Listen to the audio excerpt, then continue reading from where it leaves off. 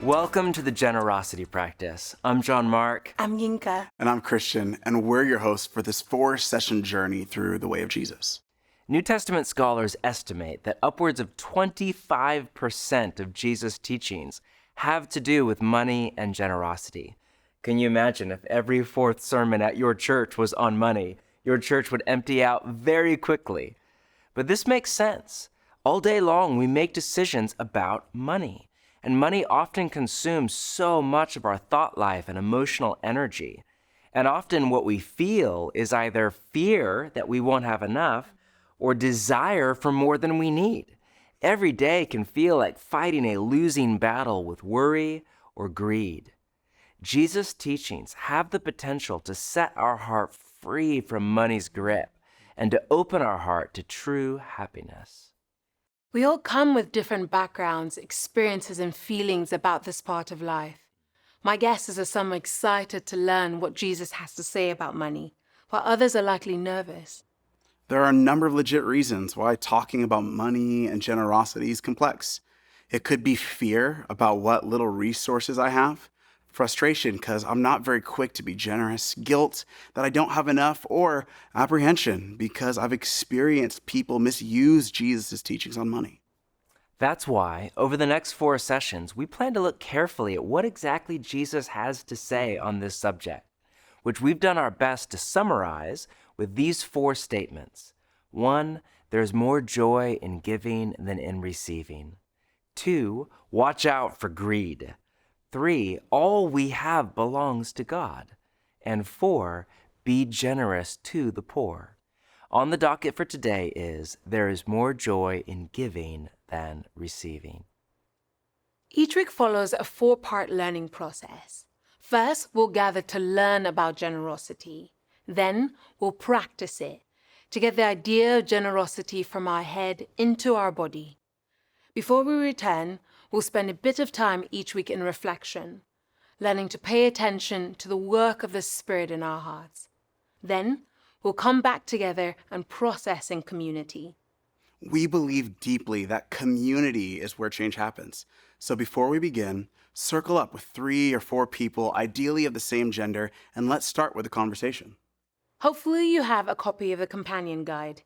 If not, you can order it online or download a free digital version from our site.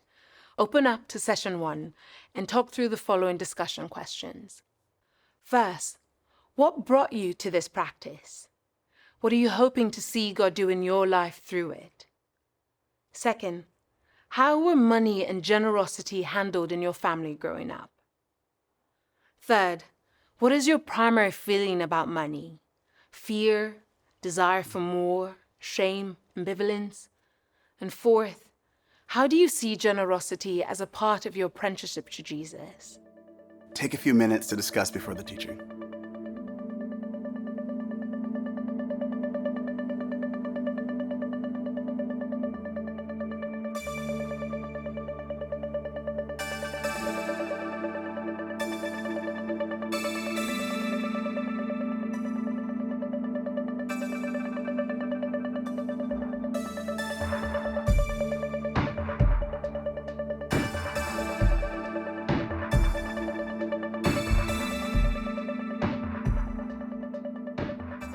We all want to be happy. Every person you know is chasing after their vision of a happy life. I live in a nation that was founded on 3 ideals: life, liberty, and the pursuit of happiness. And yet, we are one of the unhappiest nations in the world. It turns out that many of the things that we think will make us happy do not. And the good life is often found in the least expected places, which is why Jesus regularly made bold claims that turn our vision of the good life upside down. He said things like, the last will be first, and the first will be last. And those who exalt themselves will be humbled, and those who humble themselves will be exalted. Or bless those who curse you. But one of the most counterintuitive of all Jesus' teachings that goes against everything we hear and even the intuition of our own heart, is what he has to say about money and generosity. Listen to this. It is more blessed to give than to receive. The word translated blessed is makarios in Greek, and it means happy or fortunate or well off. It can also be translated, there is more happiness in giving than in receiving, or you're far happier giving than getting. Now, I know what you're thinking right now. Really? Full disclosure, I've been following Jesus for a very long time. But in all honesty, for most of my life, I just did not agree with Jesus on this one. For years, I thought Jesus' teachings on money were right in some kind of religious sense, but not very good. Certainly not the path to true happiness. I could not have been more wrong. All sorts of research from the social sciences has shown that, shocking, Jesus was exactly right. Generous people are happier, healthier, have lower levels of depression and anxiety, are more interested in personal growth, have better relationships. They have a higher life expectancy. One study I read said they literally laugh more.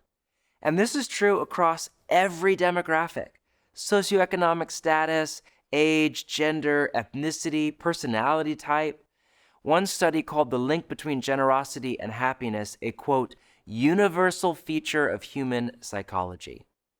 The sociologists Hilary Davidson and Christian Smith, in their book, The Paradox of Generosity, conclude people rightly say that money cannot buy happiness. But money and happiness are still related in a curious way. Happiness can be the result not of spending more money on oneself, but rather of giving money away to others. The data examined here show this to be not simply a nice idea, but a social scientific fact. If you take an objective look at the empirical evidence, it's clear that the Western formula of more money equals more happiness is simply not true. Rather, it's the Jesus formula of more generosity equals more happiness that is the pathway to a happy life. The Quaker Richard Foster writes this: "The unreasoned boast abounds that the good life is found in accumulation, that more is better. Indeed, we often accept this notion without question, with the result that the lust for affluence in contemporary society has become psychotic. It has completely lost touch with reality." It comes as no surprise that Jesus said so much about both the danger of money and the possibility of generosity. A key task of our apprenticeship to Jesus is discovering the joy of living a generous life. Now, there are all sorts of expressions of generosity. Generosity of money, of time, of relationship, of gifting, of power and influence. And the main thing you have to give in this season of your life may not be money. It may be something else. But this practice will focus on generosity of money, in part because of the limitations of time, but also because while generosity is far more than the giving of money or resources, it's not less. Over the next 4 sessions, we'll look at Jesus' central teachings on money. To begin, turn to Matthew chapter 6.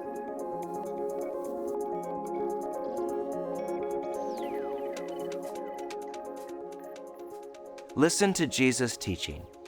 Do not store up for yourselves treasures on earth, where moths and vermin destroy and where thieves break in and steal. But store up for yourselves treasures in heaven, where moths and vermin do not destroy and where thieves do not break in and steal. For where your treasure is, there your heart will be also. I've always been an avid reader, and all through my childhood, I collected vintage Hardy Boys books. And when my wife and I bought our first home, I put them in the garage for a year or so while we were fixing up the house.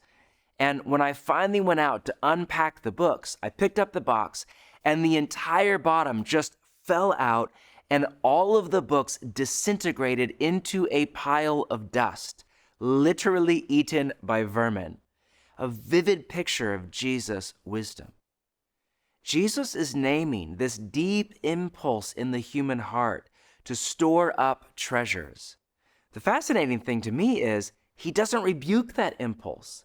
For Jesus, the problem isn't so much that we want to store up treasure, it's that we store it up in the wrong place, on earth rather than in heaven, which here in context does not mean the place you go when you die. In heaven was a first century Hebrew way of saying in God, and what he is doing on earth. Then Jesus says, 21, "For where your treasure is, there your heart will be also." Notice that for Jesus, money is ultimately about our heart. One of his central insights is that our heart follows our money. We often think it's the opposite. Our money follows our heart, meaning we spend money on what we love and care about, and that's true. But Jesus is saying that it works both ways. We also come to love and worry about and obsess over what we spend our money on. When we store up treasures on earth, our hearts are racked by fear because we know we can lose it all in a moment, or by greed because we never feel like we have enough. But Jesus has an alternative way. 22. The eye is the lamp of the body. If your eyes are healthy, your whole body will be full of light. But if your eyes are unhealthy, your whole body will be full of darkness. If then the light within you is darkness, how great is that darkness? This sounds cryptic to our modern ears, but it's not. It's actually one of my favorite sayings of Jesus. A healthy eye was a figure of speech in Jesus' day. If you have the NIV, there's a footnote after the word healthy that says the Greek for healthy here implies generous, and another one for unhealthy. The Greek for unhealthy here implies stingy. It was a way of saying there are two different ways of looking at the world that have come to be called an abundance mindset and a scarcity mindset. If you have an abundance mindset, you look out on the world and you see a world of abundance. You see God as your Father provider, yourself as his child, and all of life as a gift. This is our Father's world, and it's teeming with more than enough for everyone. You look around and you say with Jesus, "Look at the birds." And as a result, you live with gratitude toward God and generosity toward your neighbor. You receive and you give both with joy.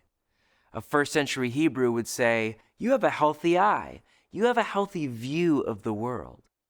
But if you have a scarcity mindset, you look out at the world and you see a world of lack. There's no father provider. You're on your own. The world is a dangerous place. Human civilization is a fierce battle over scarce resources. Wealth is a zero-sum game. You need to look out for number one because it's dog-eat-dog out there. Your vision is focused on what you have, but you are scared you may lose, or what you don't have and you want.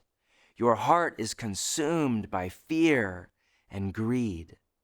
If this is you, Jesus would say, you have an unhealthy eye. You have a distorted view of the world. Abundance and scarcity, two very different ways of seeing life in general and money in particular.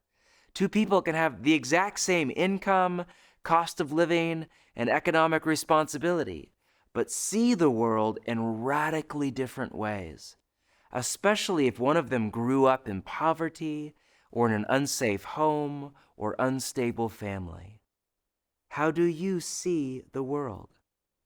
If you had absolute assurance that God would provide enough for you, how would that change your relationship to money and generosity?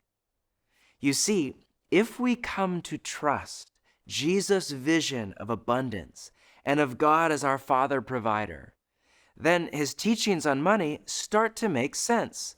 Do not worry, seek first the kingdom, give and it will be given to you. As a result, we are free to be generous with what we have. But if we don't believe, then we read Jesus' teachings, and honestly, he sounds a bit unhinged. Generosity sounds not only foolish, but dangerous, and we are enslaved by fear and greed. Which is why Jesus goes on to say, 24, no one can serve two masters. Either you will hate the one and love the other, or you will be devoted to the one and despise the other. You cannot serve both God and money.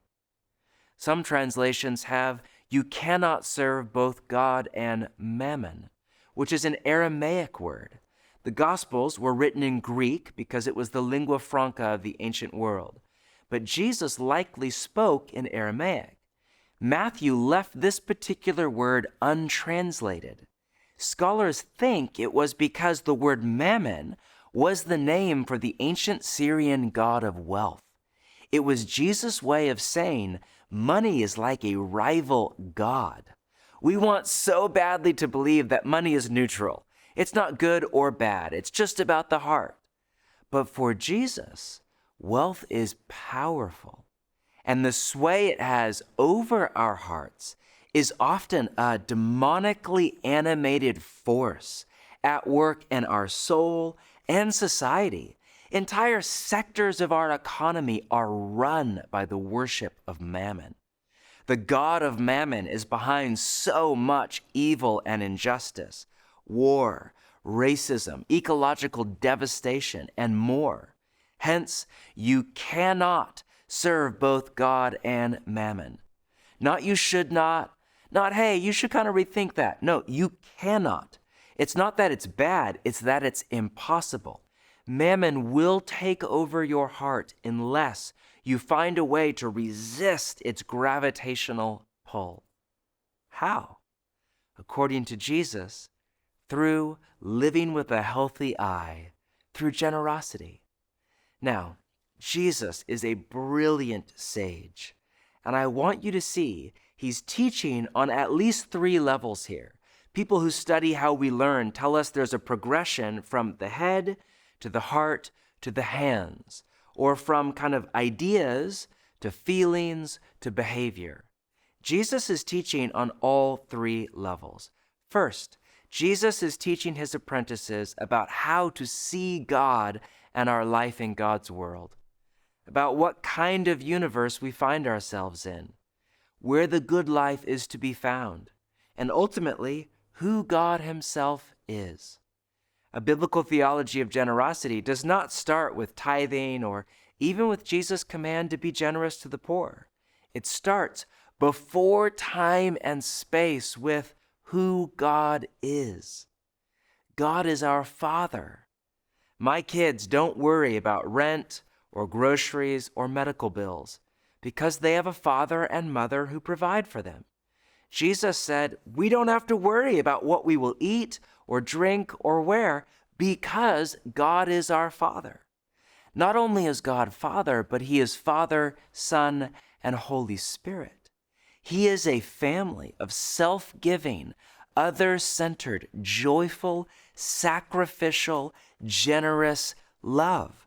Generosity is grounded in the triune nature of God. Also, generosity is woven through the library of Scripture. From page 1, where God says, I give you every seed-bearing plant for food. From day 1, God is giving, blessing, loving all the way up to Jesus. And generosity is at the heart of the gospel itself. The Father gave the Son. The Son gave his life. The Father and Son gave the Holy Spirit. Even forgiving is an expression of giving. Is this how you see the gospel? How you see God himself as the most generous being in all of reality, and how you see your life in God's world. Secondly, Jesus is teaching his apprentices about the architecture of our hearts. Billy Graham once said, if a person gets his attitude toward money straight, it will help straighten out almost every other area in his life. That's right in line with Jesus' teaching from Matthew 6. Get your relationship to money right, and it will set your heart free. If we apprentice under Jesus, it should change our relationship to money because it should change our heart. That's why generosity is way more than just tithing or even acts of radical generosity where we give large portions of our resources away. It's also about buying your friend coffee or welcoming people to your dinner table or being quick to forgive when you are hurt. Because generosity isn't just about our behavior, it's about our inner nature. It's about the heart. That said, Jesus is teaching his apprentices about the practice of generosity. All the research on generosity says the same thing, that for generosity to make you happier and healthier and the rest, it can't be a one-time event or even random acts of kindness. It has to be a practice. And in the same way that practicing gratitude will make you into a more thankful, content person, practicing generosity will make you into a more generous, free person. I can't flip a switch and remove all fear and greed from my heart. But I can sponsor a child. I can buy someone lunch this week.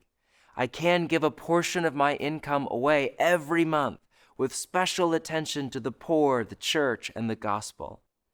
And as I practice generosity and make space for God to move in my heart, He can change my whole life from the inside out.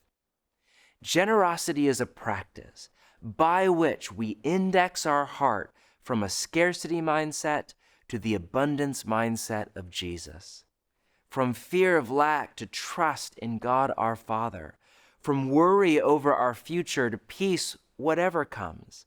From the endless desire for more to the enjoyment of what we have. From grasping to gratitude and from misery to joy. The practice of generosity can do all this and more in our heart. To end, think for a moment of the most generous person you know. They may not be wealthy at all, but they are generous. Draw them to mind. Are they joyful? I bet you're smiling right now because the answer is likely, yes, they are. I have yet to meet an unhappy, generous person. That's likely why I have also yet to meet a former giver. I'm sure they exist, but all the people I know who discovered the joy of generosity never turned back. Instead, they became increasingly radicalized to the way of Jesus and deeply happy. I could not be more excited to practice generosity with you over the next few weeks. My prayer for you is to begin to tap into the joy at the heart of the Father and the Son and the Spirit. It will cost you, literally, to put Jesus' teachings into practice, but you will get back far more than you give away, because there is more joy in giving than receiving.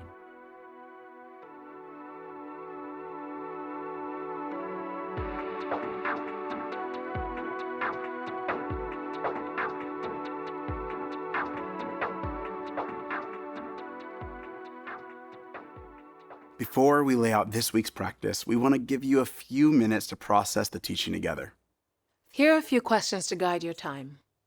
First, whether you were the giver or recipient, share about a time where you experienced the joy of generosity. Second, what fears or desires keep you from being generous? Is it a scarcity mindset, a need for security, greed, or something else? Third, how would your life be different if you were free of the fear of not having enough? And fourth, what is one act of generosity you can do this week that will counter the fear you may carry? Go ahead and discuss.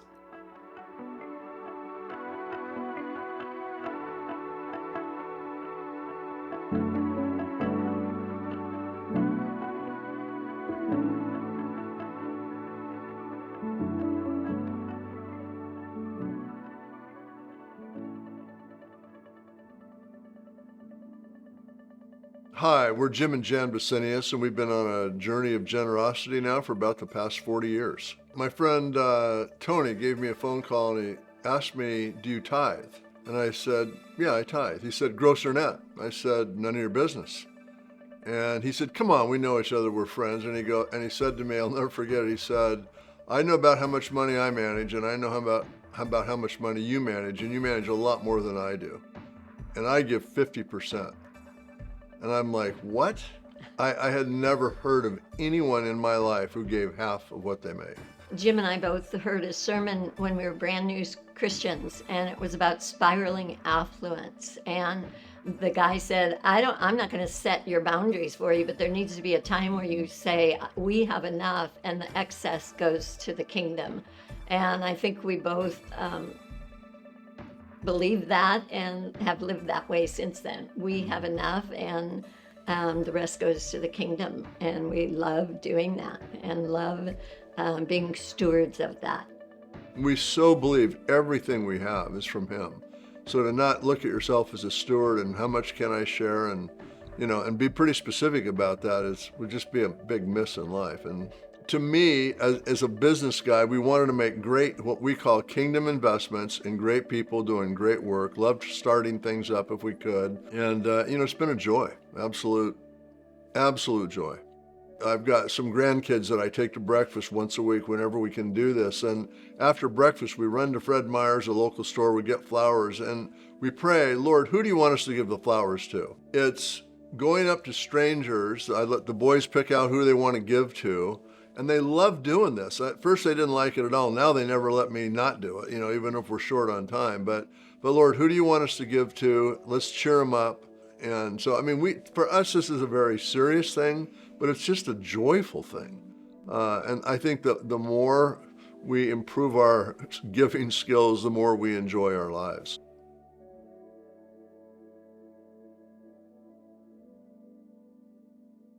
Each week, we'll offer you a spiritual exercise to take the teaching and put it into practice, just like Jesus said.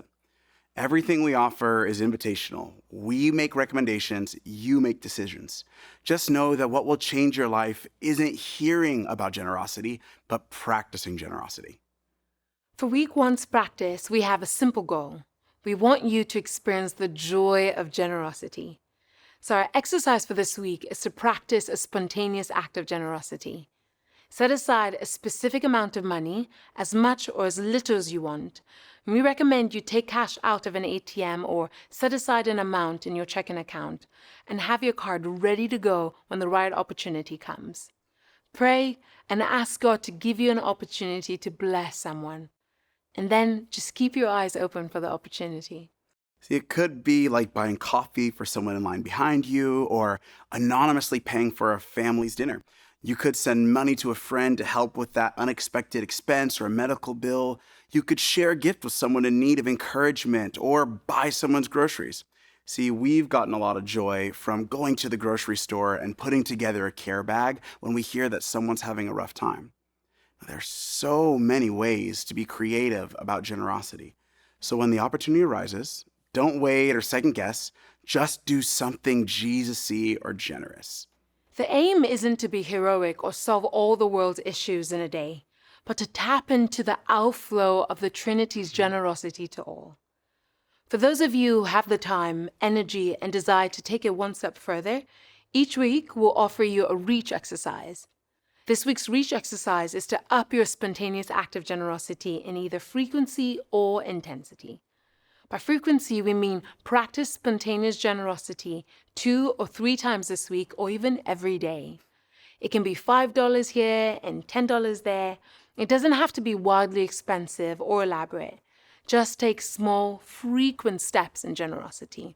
Or you can try upping the intensity, meaning giving in a larger, more sacrificial way.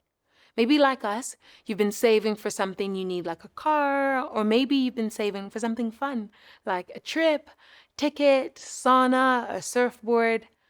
Take that money and give it away to the poor, or your church, or someone you know in need.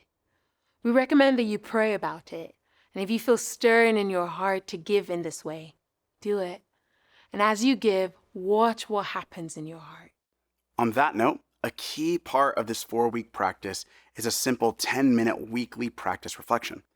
In your guide is a 1-page guided reflection for you to do at the end of each week before you come back together for the next session. It's designed to get you to pay attention to the inner movements of your heart as you practice generosity. We also invite you to begin this practice with a spiritual health reflection, a self-assessment tool to help you better name Jesus' invitation to you at your stage in the spiritual journey. It's available for free through our site, and please set aside a little time to work through the questions.